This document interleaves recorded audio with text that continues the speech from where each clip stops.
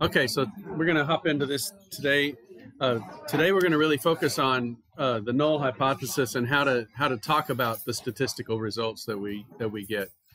So it's an example that's in the book between a new hire. So let's talk a little bit about this in a little more depth than what the book goes into in welcoming a new hire. So we're training a newbie at DW Labs. Okay, we have a forensic chemist, and we have to recertify on the equipment, and then we also have a trainee. We go to the vault and pull out a recent seizure that's been characterized very carefully to be 13.2% plus or minus 0.1% cocaine. So, this is the closest thing we have readily available to a standard reference material. Okay, so we know this concentration well, and we're going to use this to recertify the forensic chemist, and then we're going to also see how our trainee is doing in terms of their analysis. So we're going to use the trainee and the forensic chemist to analyze the same sample, or the samples from this same lot that's been characterized 10 times. And the questions are they accurate? Are they precise? And are their results the same or different from each other? Let me just check to make sure the recording is going. Yeah, it is. Okay. All right, so in a perfect world, in our lab, in a perfect world, there would be no statistically significant difference. There's always going to be a difference between two measurements. Okay, but for our trainee and our forensic chemist, we don't want to have any statistically significant difference between the two. Okay, either in accuracy, which would be governed by the means that they both get, or in the variances. That's the precision. So both of them are going to have a mean, both of them are going to have a variance. Those are going to be different numbers, but we want to see if they statistically overlap so that we could say there's no statistical difference between the two. Okay. And so this is the key, and think about it too, logically. If you're the manager of a lab, you don't want to worry about which employee did the analysis, right? You want them both, give them the same sample, you're going to get the same answer. So this is a common problem, okay? And it's maybe not something you've thought about. If you're in your academic pursuits here, it's always about you and the instrument, you and the data, you and your analysis. But you're never really thinking about, gosh, did this person and I get the same answer? And what if our jobs were to get the same answer? So this is a whole different view of things. You're thinking about the whole lab now, not just an individual person's work. Okay. So here's the results. And so we always do that analysis of good. Do they look reasonable? Yeah, we gave them a 13% cocaine, sample, and they all came in around 13%. So that's great. There's going to be some variability. So we're going to characterize the means and the standard deviations of these two analysts. Okay. So here is it on an individual plot. Now we could have done this in Excel. This is actually using Minitab. And Minitab's individual plot is kind of nice because it shows the individual data points. So it's kind of hard to see that easily in a table. Okay, you can kind of look here and you see some 12s, you see some 13s, you see a 15 here. That's kind of big. Over here on the forensic chemist side, look at all the variability. It's all in the decimal place. Okay, so we definitely see that this one's tighter than the trainee. Okay, but in general, they got the right answer. The trainee is scattered, but it's covering the true value of 13.2 plus or minus 0.1. So, yeah, would you say that they're accurate? It's not a trick question. Yeah, that definitely, they cover the true value, so that's good. You can see though that the trainees, this blue dot is the mean, and so their mean is a little bit low. Okay, the forensic chemist is right inside the error bars of the actual standard, and so that's good. Are they precise? I see some heads shaking. Yeah, which one's not precise? Correct. Yeah, and we see that because of the spread in the data. You see this huge spread. Okay, and also this data point kind of stands out. So that would be a questioned data point. We would want to look into that. go into see if there's any notes in the notebook, see if they made any kind of notations on a sample or not. And then, yeah, the forensic chemist looks very nice. What are some of the benefits of these graphical methods as opposed to the table? You can easily see a difference. Yeah, it's faster, isn't it? When you say easy, you look at it and you're like, yeah, I can see this right there, precision. One's tight, one's spread out. Yeah. So this is a graphical method. This is showing individual data points. Okay, that's nice. Here's another graphical presentation of the data. Okay. The same answers to the same questions you can see, but looking at this data, this is called a box and whiskers plot. Have you ever seen this, or a box plot? Okay. So I'm going to write that over here to the side, box and whiskers.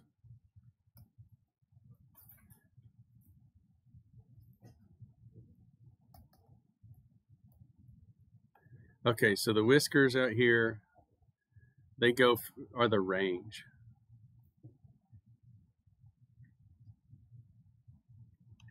So from the high data point to the low data point, that's where the whiskers go.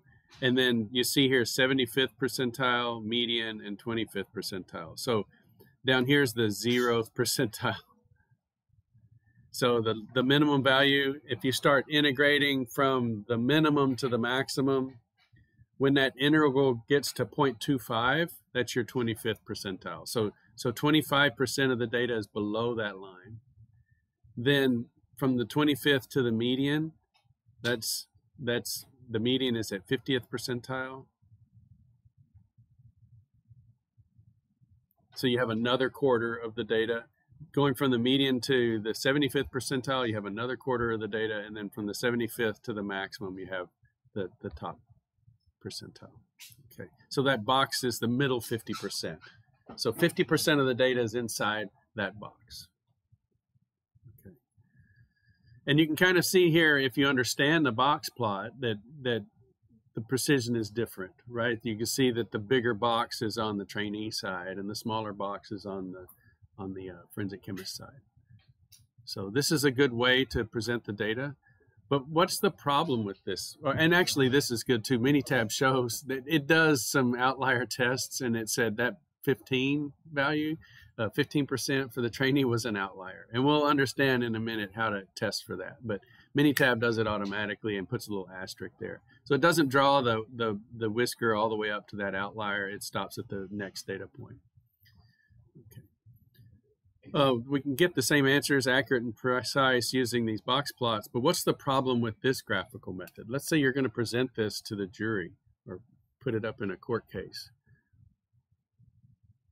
You have to explain it.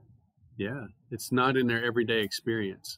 Okay, y'all are chemists. You're about to have a bachelor's degree in chemistry, and some of you had never seen this before. And so if you haven't seen it before, and haven't had to explain it before, I mean, just the regular old Joe that got jury duty, there's no way they're going to see that unless you happen to find, some professional that presents data. There might be one or two, but yeah. But then again, it is really quick. And so maybe there's times when it'd be worth it to explain the box plot to somebody. But as you get more and more abstract and farther from the data, it can be difficult to explain. Okay, so the mean is very easy. In Excel, you just type in average and then select the data. You guys have done that before. Range is max and min. So I'm just putting some of the formulas down here, and then there's going to be a link. I think it's not in this week's folder. I think it's in next week's folder, but I may move it into, no, I'll leave it in next week's folder. I want you to do all of the calculations that we show in class today in Excel and turn that in. So do them yourself. Don't cheat yourself. And so that you get comfortable with using these formulas. Obviously, average, you probably have used that one before, but here's a max and a min.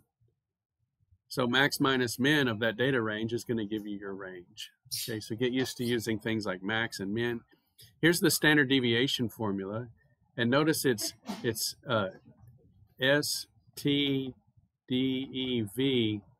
dot S. That dot S means for a sample. Dot P would be for a population. So that denominator, the n minus 1, that's being used in the dot S, this dividing by n before you take the square root, that's being used in the dot p. Okay, so that's what that stands for, a sample.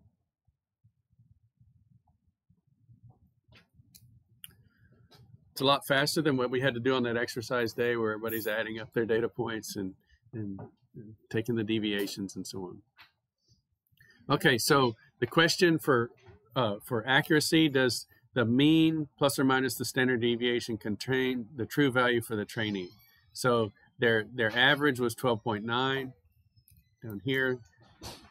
So the average is 12.9, the standard deviation was 0.93. And so that goes down to 12 and up to 13.8. So yes, it contains the true value or accepted value. And the same for the forensic chemist. Theirs is plus or minus 0.2%, so it only goes down to 13.1 and up to 13.5, but yes, it contains the 13.2. So that's why we would say both of them are accurate. That's good. Okay, so numerically, both of them seem to be accurate because their means and standard deviations contain the true value. And that's plus or minus just one standard deviation. We could have done plus or minus 1.96 and gotten the 95% confidence interval, and we would have been 95% confident to contain the true value, and definitely it was in there, so that's good. Okay, so let's talk about hypothesis testing, because we're about to test for outliers and we're about to test for equal means and equal variances. So here's the three null hypotheses that we have for this lecture. Now let's think about these types of errors that we have, and you'll see this in the literature too, and in reports talking about type 1 and type 2 errors. Now we can't know this, like we can't know for sure which is true, whether the null hypothesis is true or whether it's false. But we can fail to reject the null hypothesis, or we can reject the null hypothesis. Okay, if we fail to reject it, that means we accept it, and it's actually true, we got the right answer. And if we reject the null hypothesis and it was false, we got the right answer. Okay. But there's two ways that we could get this wrong. If we reject the null hypothesis and it was actually true, that's a type 1 error. And if we fail to reject the null hypothesis and it was actually false, well, that's a type 2 error. Okay. All right. Now let's talk about what we mean by these null hypotheses. These are our basic assumptions about the test that we're going to do. So for our outlier tests, the null hypothesis is the data point is not an outlier. Okay. So that means we're in all cases, we're going to accept all of the data points. So that's our null hypothesis, that none of these data points is an outlier. Okay. And then we do statistics to see if we should accept that null hypothesis or reject it. Okay, so the trainee, this is another one. The trainee and forensic chemist data sets are from the same population.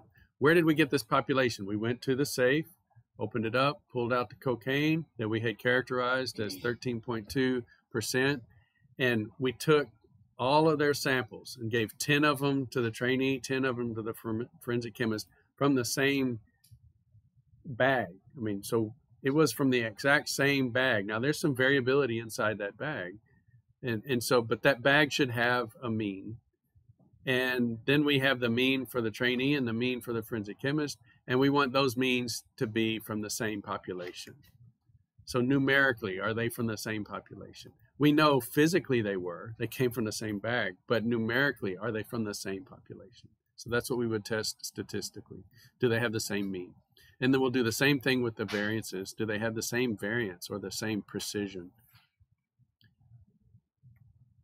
So these are how we make our decisions.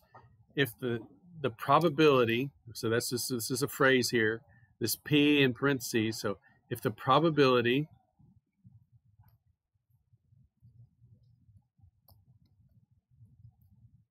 that the null hypothesis is true is less than 5%, then we reject it. Okay.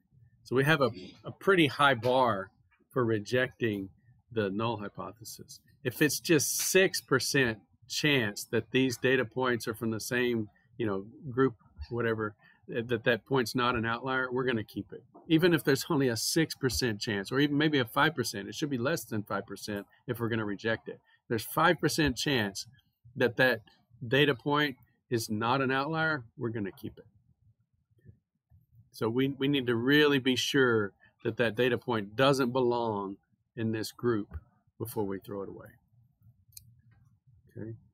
So if the probability is less than 5% that the null hypothesis is true, then we reject it. This 0.05 is called alpha. Now, 1 minus alpha is our confidence. So when we talk about 95% confidence intervals, we're using an alpha of 0.05. What if we were to use 99% confidence? What would our alpha be?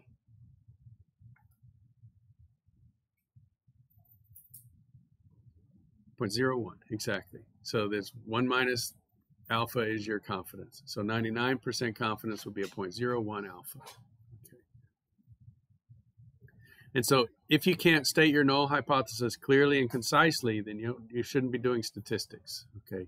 So in all of these cases, we're going to have p-values. And in Minitab, you get a plot and it has a normality test and a p-value. You got to know what that p-value means. That's the probability your null hypothesis is true. So if you can't state your null hypothesis, you're going to be on the stand going, I don't know. And you're going to look like a fool, okay? And you can't defend the statistics. So you need to be able to be clear as to what your null hypothesis is. So let's look at these outlier tests.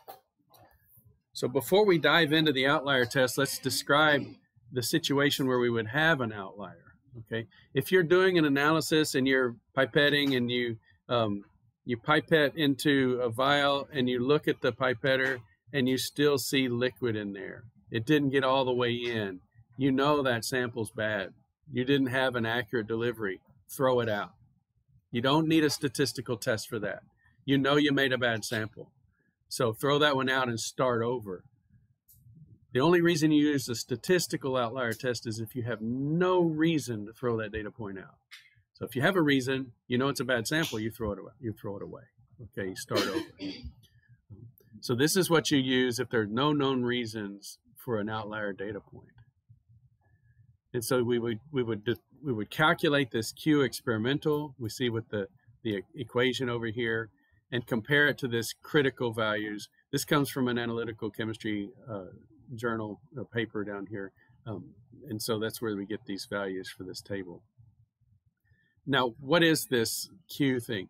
Well, look at the gap. That gap is the question data point to the nearest data point. So like we had a 15 in the trainee data set. What's the nearest data point? Maybe it's like 13.9 or something. So that's the gap. We go to the nearest data point and calculate that gap. And we're trying to see what percentage of the range is made up by that gap. Does that make sense? Because if it's an outlier, most of that range will be that big gap. If that gap is small, you don't have an outlier because you got the range and you've got a lot of data points spread equally in between. Okay. So let me just draw a little number line here. Okay, and we've got a data point here, a data point here, and a data point here. And so this is the gap. And this is the range. So does everybody see what this is testing? It's seeing how far that strange data point is and comparing it to the range of the data. Okay. And that would be Q experimental. Then we come down here to our alpha row and we find the 0.095. Okay. And that 1 minus alpha would be 95%. So this is the 95% row. And let's say we have 6 data points, and then our Q experimental would have to be greater than 0.625 for it to be an outlier. Okay, so this is another way of saying if 62% of the range was this gap, that's expected, but 63%, then it's an outlier. If that gap is 63% or more, then it shouldn't be. With 6 data points, you shouldn't have a number that's 60% of your range. Okay. For 10 data points, it's 0.466. Okay, look what it is for 3. Like in this case right up here that I've drawn on the number line, the gap has to be 97% of the range. Okay, so if this is 1, this gap is 0.97. Okay, so 97% of that range would be the gap between those, the high and the middle number. If it's 98%, then it's an outlier. Okay, because in less than 5% of the cases that would happen. So that's what we're looking at. Okay, so there's another outlier test called the Grubbs test or Z-transform.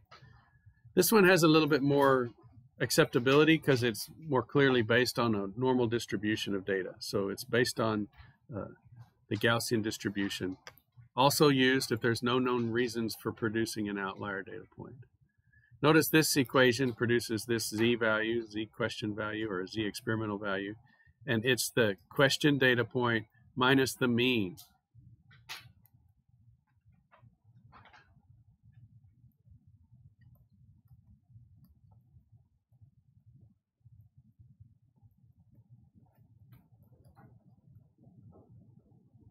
So it's the mean, not the nearest neighbor.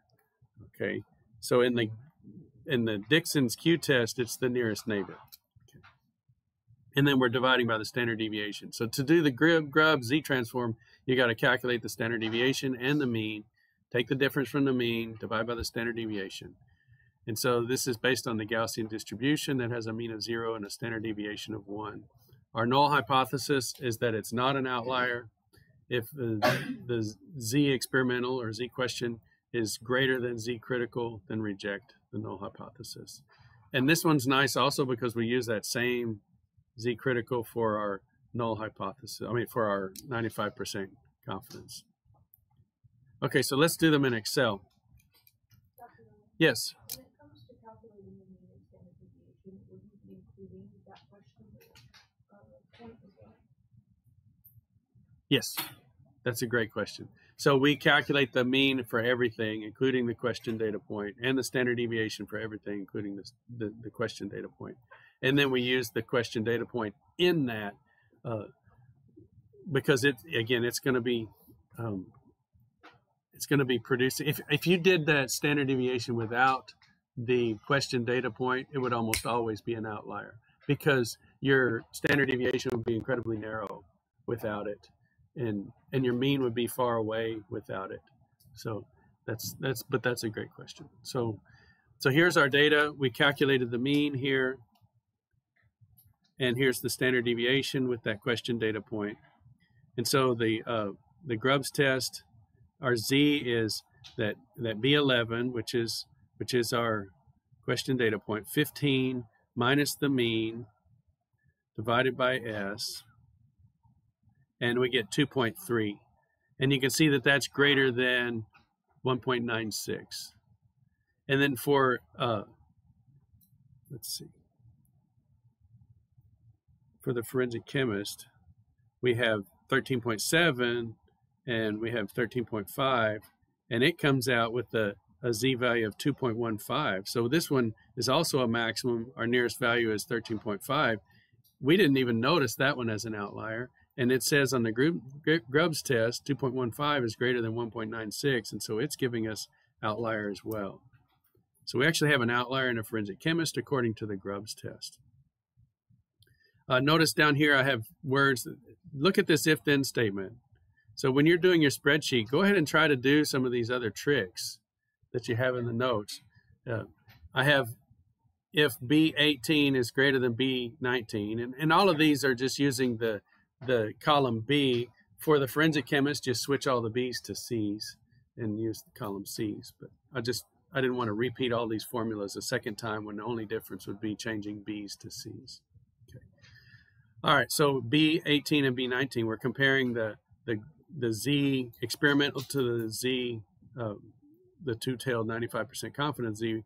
And so here's the if-then statement. If this is true, then do what's after the first comma. And I have outlier in quotes. Then the second comma is what to do if it's not true. And you put in quotes, not an outlier.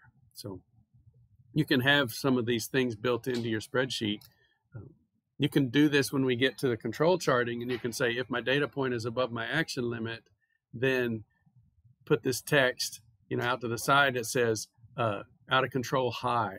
And if it's below the lower action limit, out of control low. And so, start using some of these Excel tools that may be new to you. Let's look at the Dixon Q-test.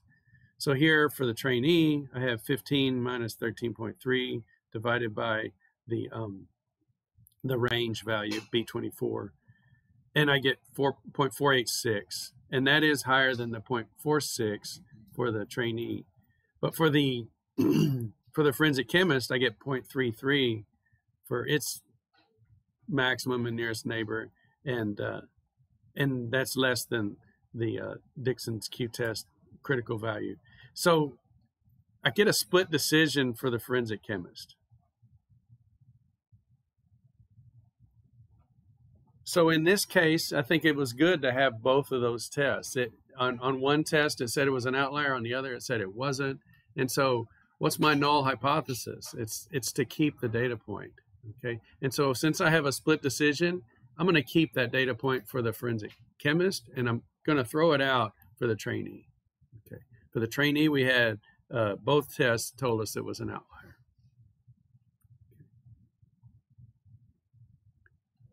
So now I went ahead and added another column. I have the trainee without the outlier, which will give us a new mean, a new standard deviation, a new range, and all of those things. Okay. So for the trainee with the outlier, this was my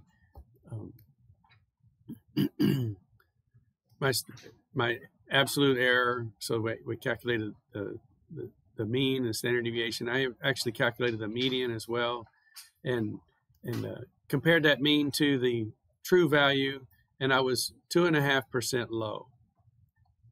And I would call that, in terms of accuracy, I would call that fair.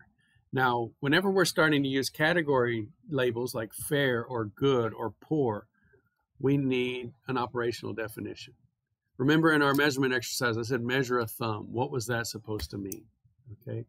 And, and if you're going to describe someone's accuracy or precision, and it's nice in English text to write fair accuracy or poor accuracy, but you need a definition. And so this is my definition of poor, fair, good, and excellent in terms of accuracy values, percent error or precision. So if this is the coefficient of variation and you have greater than 5% coefficient of variation, which means your uncertainty divided by your mean is greater than 5%, that's poor. Okay, you should be able to do 5% or better. Okay. If you get it below 5%, it's fair. If you get it below 2%, I would call that good. So if your accuracy is 2% or less, that's good. If it's less than 1%, it's excellent. Okay, and same with precision. If your CV is less than 2%, that's good. If it's less than 1%, that's excellent.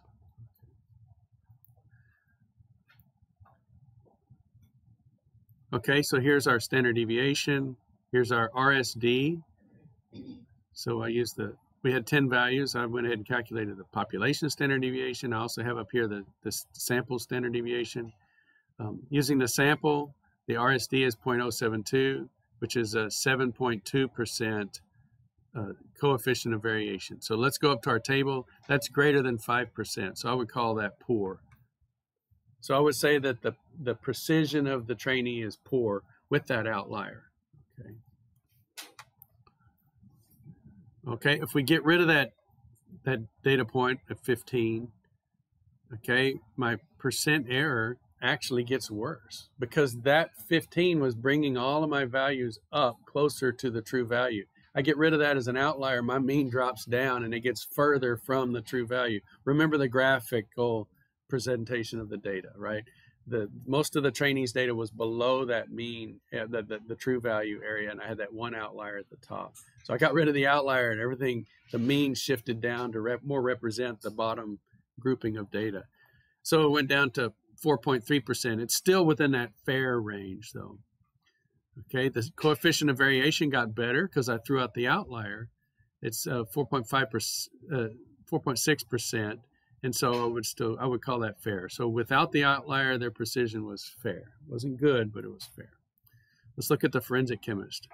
So we kept that maximum data point of 13.7, and their mean was 13.3. The true value was 13.2. So they were 0.5% off. It was excellent, excellent accuracy. And then here their precision is good. So they had a coefficient of variation in their data of 1.5%, which is in the 1 to 2 range. So we call that good.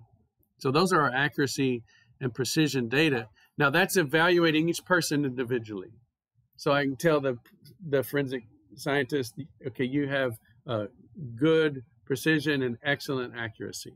Okay, but that doesn't tell us about how they are compared to each other. Remember, as a lab manager, we don't want to worry about which person we give the analysis to. So let's start evaluating them one to each other.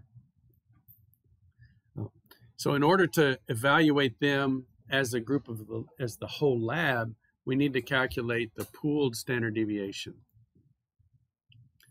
So we take the variance for the trainee and multiply it by the degrees of freedom that we have, that n-1. Now we've taken one of their data points away, so instead of it being 10-1, it's 9-1. So this is going to be 9-1 for the trainee and 10-1 for the forensic scientist, the forensic chemist.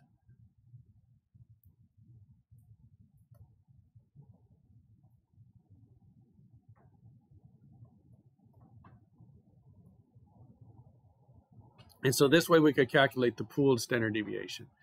So it's just a weighted average of the variances. And then you take the square root to get the standard deviation. Okay. This pooled standard deviation is needed for the t-test for equal means. And so you see this t-experimental value, which we're going to compare to a t-critical value, kind of like the Dixon's q-test, kind of like the Grubbs test. We're going to have a value that represents our data, and then we're going to compare it to a value we get from a table. Okay. So again, we have our 9 and 10 and 9 and 10. Okay.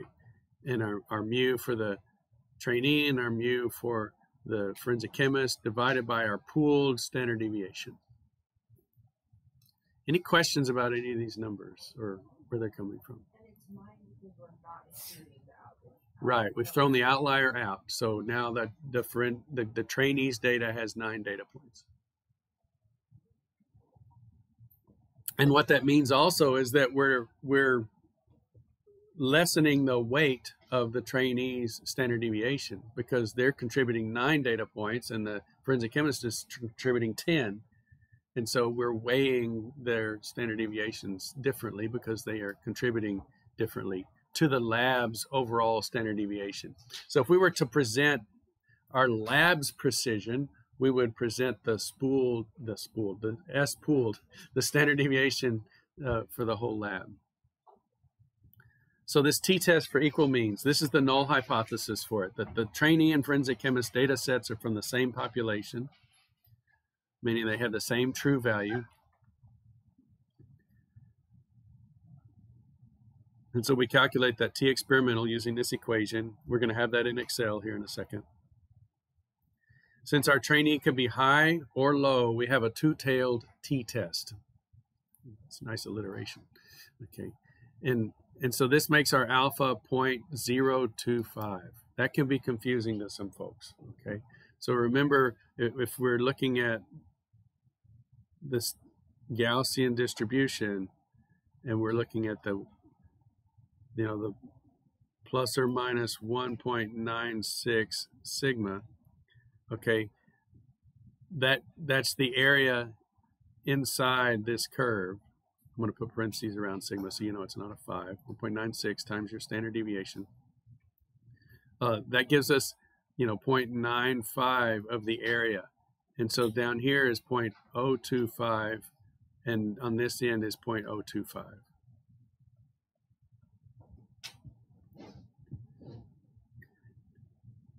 Now, when we take the absolute value here and this difference between our means, it's going to make it a positive value. This thing is centered on 0, And so what we're going to compare this to is this high mark. We're going to see if our data, if the difference in our means divided by our pooled standard deviation shows up in this region right here. Okay, and we want that cutoff mark to be 0.025. So that's why in this T inverse equation that we have in Excel is 0.025. And we take the smaller of the degrees of freedom. So we had 9 data points, and that 8 is 9 minus 1 for that trainee. Okay. And that gives us our T critical value. That gives us the value to compare the difference in our means. If the difference in our means times the number of data points and divided by S pooled is smaller than this T critical value, then they're the same mean statistically. If that difference in means is larger and gives us a larger T value than the critical T value, then it says there's something numerically different about the trainee and the forensic chemist, that we are not 100% confident or even 95% confident that they're measuring the same thing. We know they are. We give them the same samples, but if we didn't know that, then we would be worried, and we don't want to give them the same sample and get a different answer. Okay. So this, if it's greater than T critical, we're getting a statistically different answer, a significantly different answer. Okay.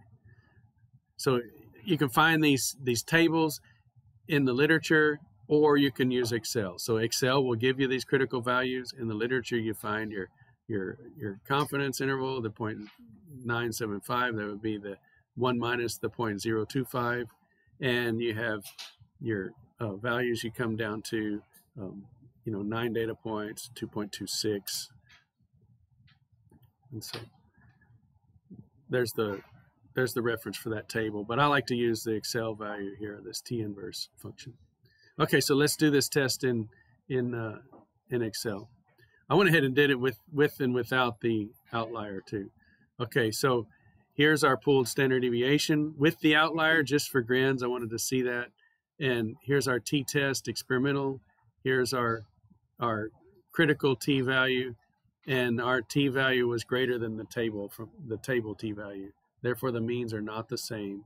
If we throw that outlier away, it's still greater. So here's our mean without the outlier. Here's our critical t-value. It's a little bit different because, again, we've got a different number here. Instead of 9 for this one, it's 8 for this one. So it's a little small, it's a little larger, it's a little higher test, a little higher difficulty to hit. And yet our value is still greater than the T critical value. Therefore, the means are not the same. So this is telling us there's a statistically significant difference between the means of our trainee and our forensic chemist. So what should we do about that? Pardon? Oh, okay. Was it a joke? It was like fire the guy? No. Train. Yeah, that's right. Get them to compare notes. Have the trainee watch the forensic chemist again. Every little nuance. How do you inject the samples or whatever? Let's say that the trainee couldn't get the auto sampler tray to work, so they did this manually, and that would explain why you have so much uncertainty. And they're like, no, you got to use the auto sampler because this is the result, and so there's, explore what's going on, because there should be some noticeable difference between the two procedures and how they're doing their analysis. Okay. And again, this would be, if they were making a mathematical error, it would be way off. So I don't think it's that they've got their calculations wrong. And I think you guys throw yourselves under the bus way too often when you're writing up your lab reports. They typically want to see an error analysis section. Why are my results different than the literature? And so many people I've read, and that's where my hair went, is they're like, I must have just calculated something wrong. No, that's not, don't do that to yourself, right? If you really calculated something wrong, your answers would be ridiculously bad. Now, if your answers were ridiculously bad, you need to go prove to yourself it's not your calculation. That's telling me you were just lazy. If you're like, well, I don't know actually what I'm doing. I don't know if I calculated it right. Well, that's not a good grade. I want you to be able to say, look, I did the calculations right. Something's wrong with my procedure or my glassware or, the way I titrated or something like that. The calculation shouldn't be wrong. Okay, let's look for equal variances and test our precision. So the null hypothesis for this is the trainee and forensic chemist data sets have the same variance. So that null hypothesis is they have the same precision in this lab. We calculate the F value.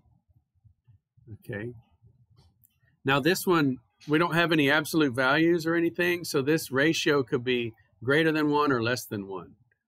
So we're going to have an upper F value or a lower F value. Yeah, and so that's what we end up with. The trainee could be high or low, so we have a two-tailed F test. Again, our alpha values are going to be 0.025 for the low side and 0.975 for the high side. And so here we have notice we have degrees of freedom for each one. We have the degrees of freedom for the trainee and for the forensic chemist. So this was 9 minus 1 and this was 10 minus 1. And it just so happens that the lower alpha gives us a higher number and the higher alpha gives us a lower number. So this one is the upper value and this is the lower value. Now, our F experimental should be between these values. So this is the F test. Look at this equation. So our F experimental needs to be greater than the lower and less than the upper. It needs to fit within those bounds. If it does not, then we would reject HCl. If it is within those bounds, we do not reject. So it could be statistically significantly low or statistically significantly high. And we're just trying to test, are they different? Well, different means low or high.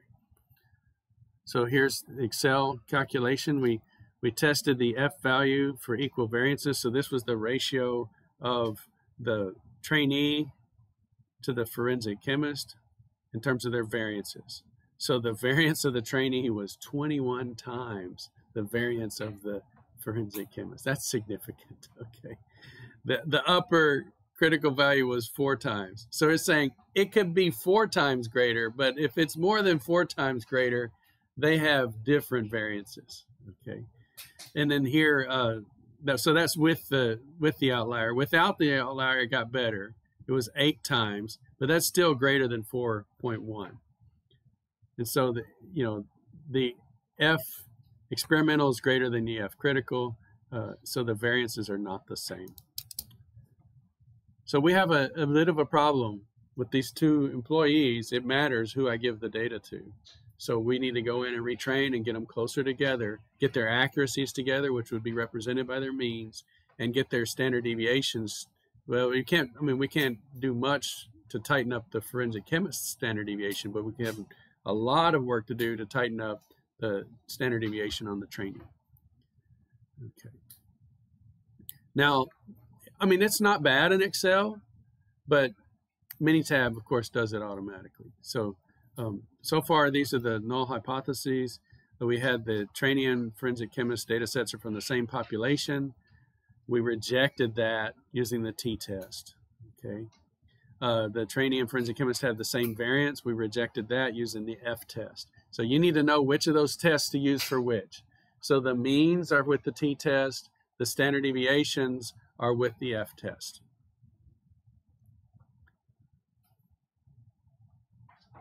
And here's the Minitab version. So you have our data, you have your data sets in this little, it looks like a spreadsheet, but it's not.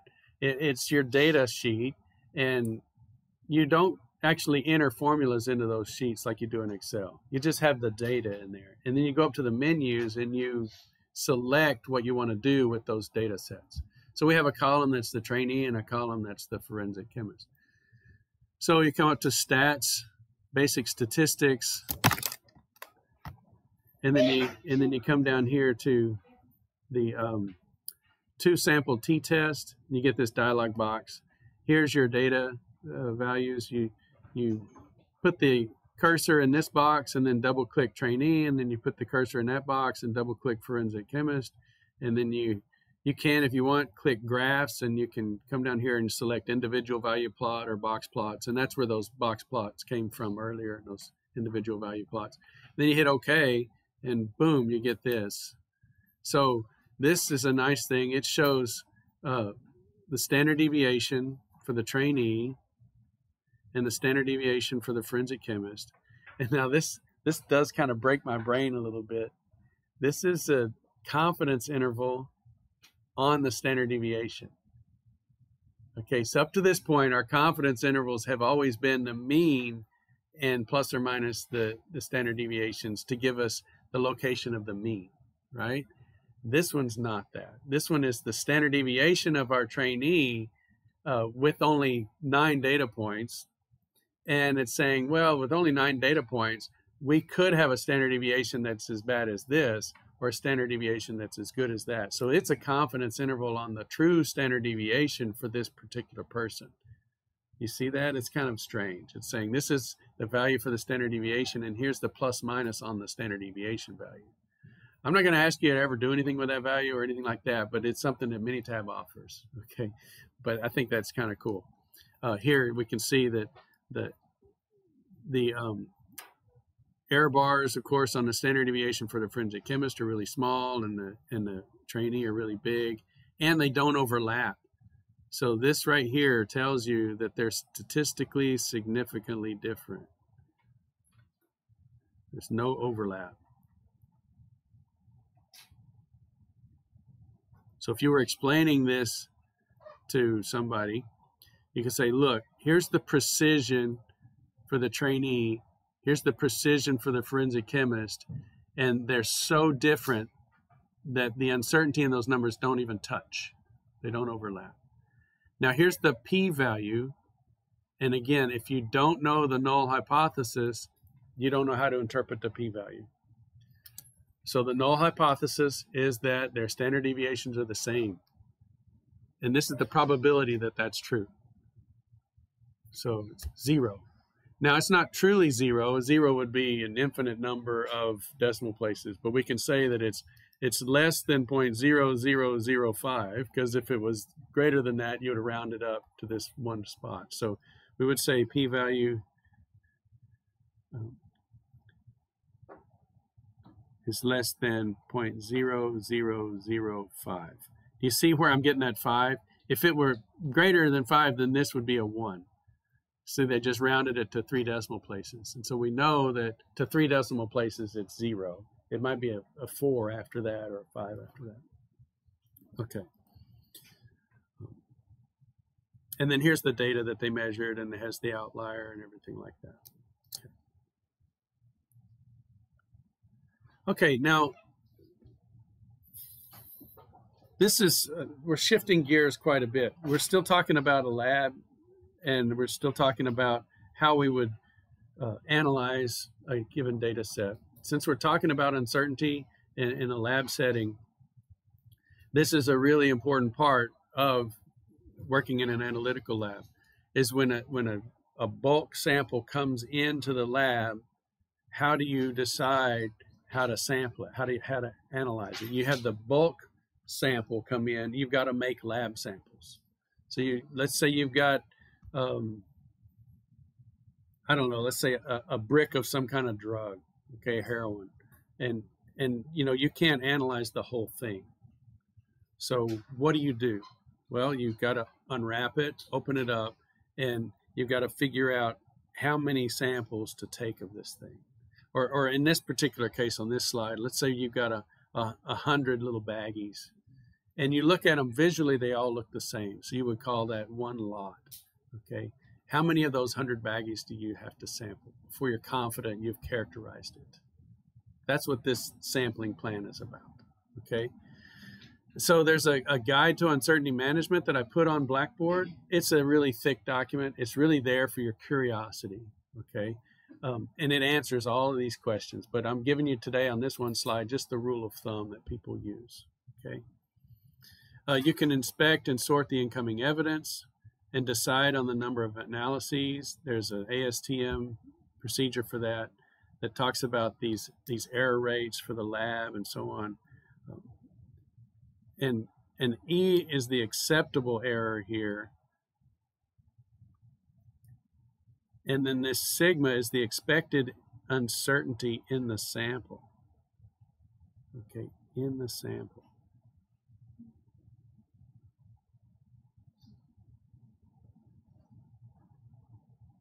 And I'm just going to put, what? With an exclamation mark. How on earth am I going to know what the expected uncertainty is in the sample that I have? Okay. Now, if you're in an industrial setting and you're analyzing 50 widgets out of the 500 that you make every month, and over time you know what the expected uncertainty is for all those samples, then you could use this sampling plan. And what would it do? It would save you money, okay? Because you could decide to sample fewer ones because you've characterized what comes in. In a forensic setting, I don't know about that. You know, the cocaine that was packaged in Joe's garage versus the cocaine that was packaged across the country versus whatever, you know, how are you going to know what the expected uncertainty is? So the ASTM method, I'm not saying it's bad. I'm saying it's got a narrow use case, okay? For a broader range of unknowns coming in, it may be less useful, okay? And some of that's covered in this guide to uncertainty management. So here's our bottom line rule of thumb sampling plan. If you have 20 samples or less, just sample them all, okay? Provided you're using a method that samples a small portion of them. You don't want to, if it's a destructive method and taking, you know, cocaine out of a package and dissolving it and running it through the GC and, you know, burning it up in some detector or whatever, that's a destructive method. But the beauty is it only uses a small amount of sample. But if your samples are so small that every analysis is going to use them up, then you would say, well, we don't want to destroy all of them. We'll sample a few. But if it's not going to destroy all of them, if you're going to just take a small amount, then yeah, sample all 20 samples. If you've got more than 20, test 10% of the remaining. This is better than the 10% rule of thumb. So you might hear people say, well, we sample 10% as a rule of thumb, but that's only 2 out of these 20, okay? And most of our equipment in a forensic or industrial analytical lab is going to be auto-sampled. I mean, you load up the tray and it analyzes. So the difference between 2 and 20 is not that significant, okay, in terms of time. And time is your biggest money sink. Because you're the most expensive thing in the lab. I mean, really, the instruments are expensive, but you pay them once. They pay you every day.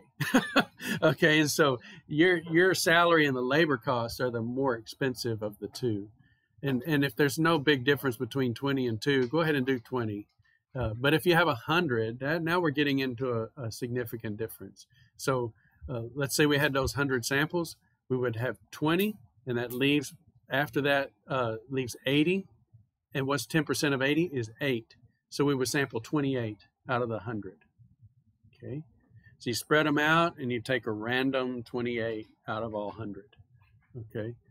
And so you just try to be random so that you're not fooled. You don't take the 28 on top because maybe there was some, you know, dependency upon the order in which they were put in the box. Maybe that was first in and last in. So try to get random sampling of the all 100. What if you have 300 come in and they don't all look the same? But like you have 100 in blue bags and then you have 200 in green bags. Well, there may be a difference. So you're gonna have to treat that as 2 lots. So you have 28 out of the 100, and then out of the 200, 20, and so then that leaves behind 180. And so 18 more. So you do 38 from the second group. Does that make sense? And it's simple enough you can do it in your head. So that's really nice too. Some of the simplest things like that are the ones that are used because they can be easily done.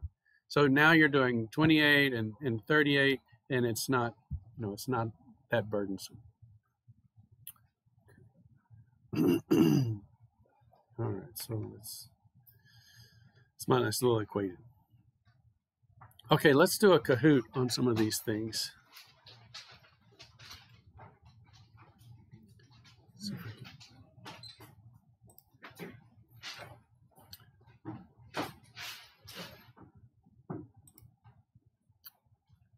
Let's see.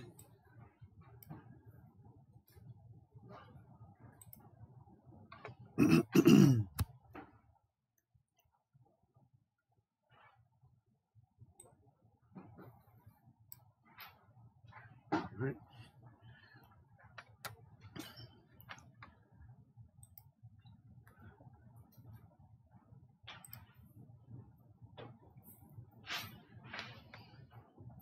Good.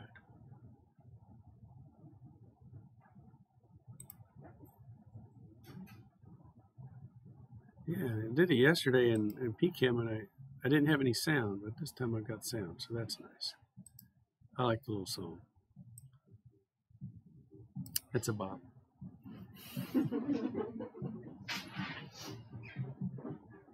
I was doing it myself yesterday. Doot, doot, doot.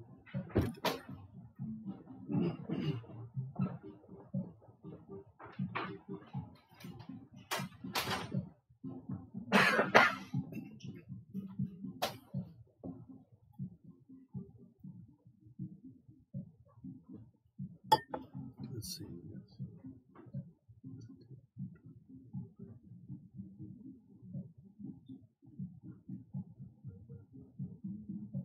Okay.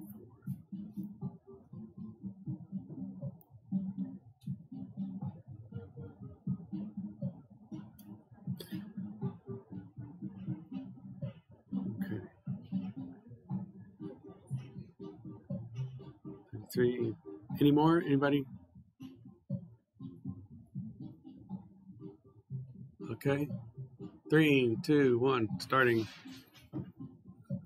Okay. I think you can still join after it starts. Okay. Just going through these statistical tests just to refresh your memory. This will be a good competition. There's a lot of you guys.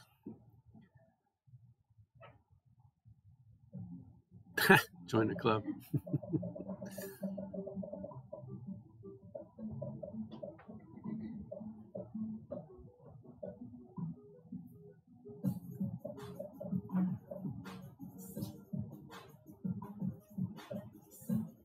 One more.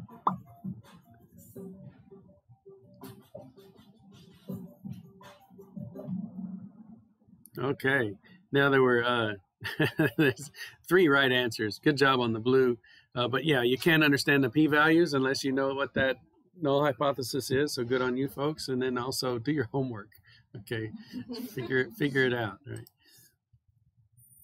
All right. Got to be fast and accurate. Good job. Useful test for detecting outliers in the data set.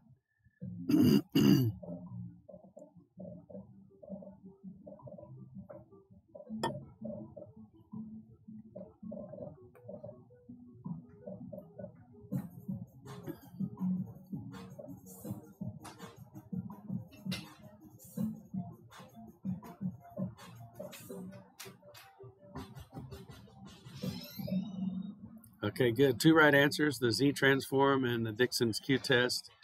Okay, so remember the outliers are these are the outlier tests. Okay.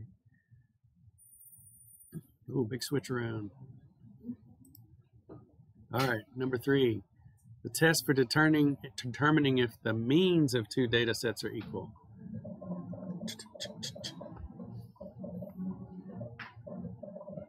Oh, I feel like we're down in the tubes in Mario. Da da da da da da. Yeah, it's the spooky song.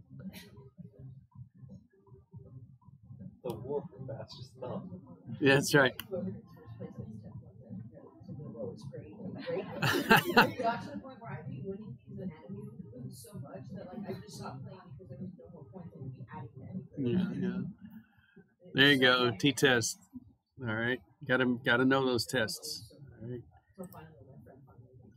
All right. Okay. Audrey's pulling away. All right. Uncertainties. Which test determines those?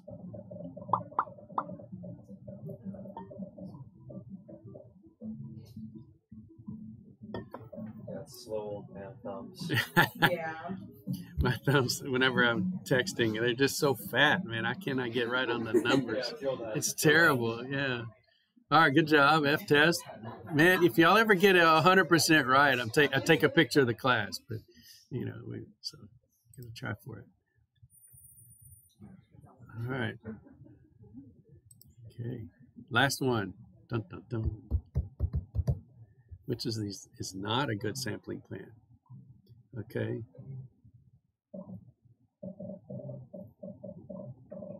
You know, it may not be just one right answer, so.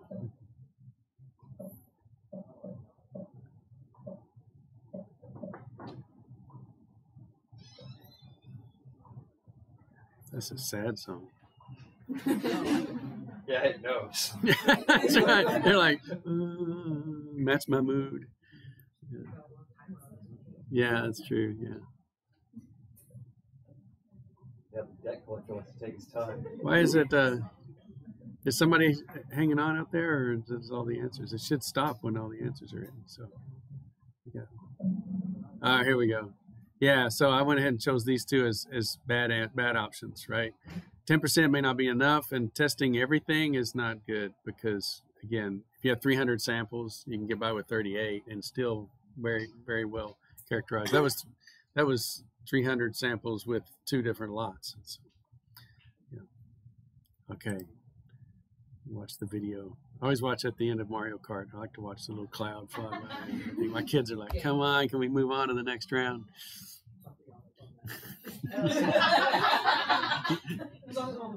Yeah, that's right. That's right. Yeah, nice little scarf there. That's good. Yeah, runners up. Okay, good job. Okay, what do we got to do? All right. I must have talked fast because we're out of material and it's only 9:07. So have a great day.